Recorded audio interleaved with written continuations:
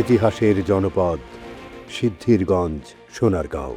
সুলতানি আমল থেকে আধুনিক বাংলাদেশ, এই মাটি কখনো মাথা নত করেনি অন্যায়ের কাছে। সব বদলেছে, সংগ্রাম বদলায়নি। আজ সেই ঐতিহ্যের মশাল হাতে দাঁড়িয়ে আছেন এক অকুতোভয় সৈনিক, আজহারুল ইসলাম মান্নান। রাজপথ, কারাগার, মামলা আর দমন, সব কিছুর ভেতর দিয়ে উঠে আসা এক নাম, যিনি নিজেকে নেতা নয়, বরং সোনারগাঁও সিদ্ধিরগঞ্জের প্রতিটি ঘরের সন্তান হিসেবে পরিচয় দিতে গর্ববোধ করেন।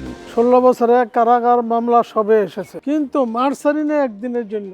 আমি জানতাম আমি সরে গেলে আমার মানুষগুলো অভিভাবকহীন হয়ে পড়বে। আমি ক্ষমতার জন্য না, আমি লড়েছি মানুষের মুক্তি, সম্মান এবং অধিকার প্রতিষ্ঠার জন্য।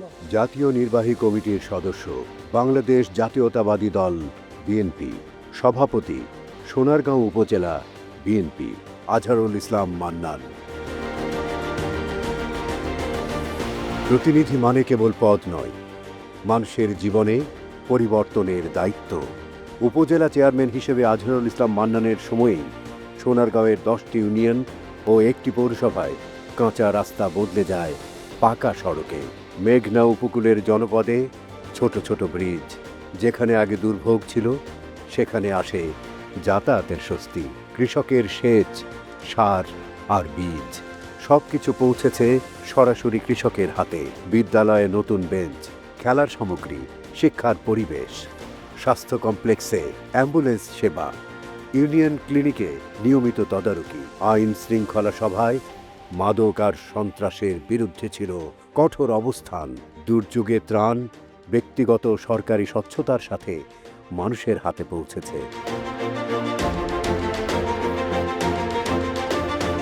31 দফার আলোকে চাঁদাবাজ মুক্ত সমাজ, যেখানে মূল্যায়ন হবে শুধু মেধা, ইনসাফ ভিত্তিক সোনারগাঁও, এটাই আমার শেষ স্বপ্ন।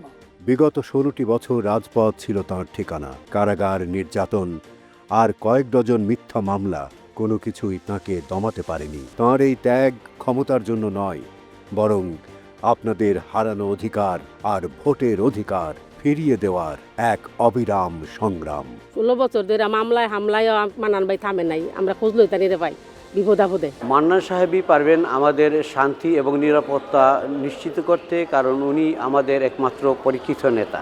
মান্নান সাহেব যদি এমপি হন তাহলে আমাদের এলাকার কোনো চাঁদাবাজ থাকবে না, স্বাধীনভাবে মুক্তভাবে চলাচল করতে পারবে, আর পর্যটন এলাকায় পর্যটকের সংখ্যা ডে বাই ডে বৃদ্ধি পাবে। বেকার মুক্ত সমাজ গড়তে মান্নান আঙ্কেল কাজ করে যাবে, এটাই আশা করি। চেয়ারম্যান থাকাকালীন তারা আমরা চিনি, সে কোনোদিন আমাদের জন্য দরজা বন্ধ করেনি। উন্নয়নের পূর্ব শর্ত হলো রাস্তাঘাট ইত্যাদি। তারপরে হলো প্রত্যাশা হলো যে জনগণ যাতে সুস্থ এবং সুন্দরভাবে জীবনযাপন করতে পারে, মানুষের নিরাপত্তা।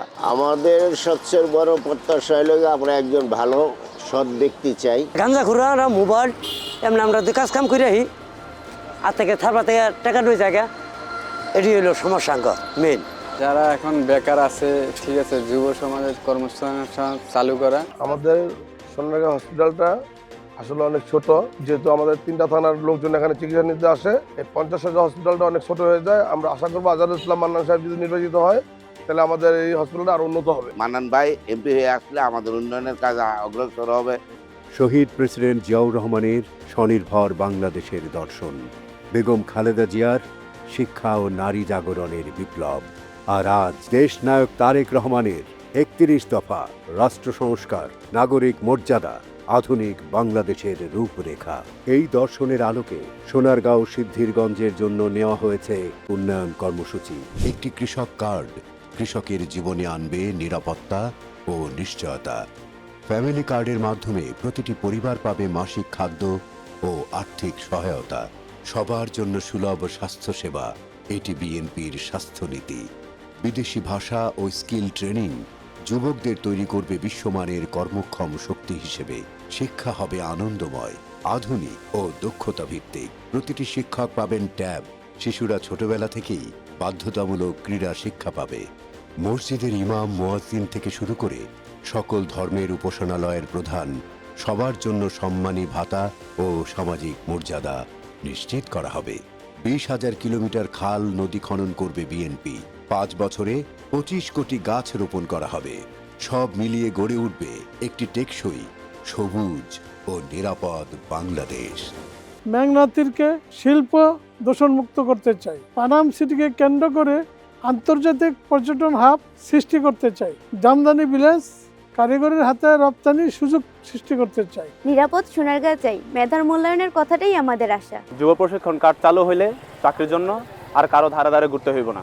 সময় এসেছে সোনারগাঁও সিদ্ধিরগঞ্জের হৃত গৌরব ফিরিয়ে আনার। 31 দফার আলোকে একটি আধুনিক, শান্তিময় ও সমৃদ্ধ জনপদ গড়তে আজ সিদ্ধান্ত আপনার। ধানের শীষেই হোক নতুন দিনের শুরু।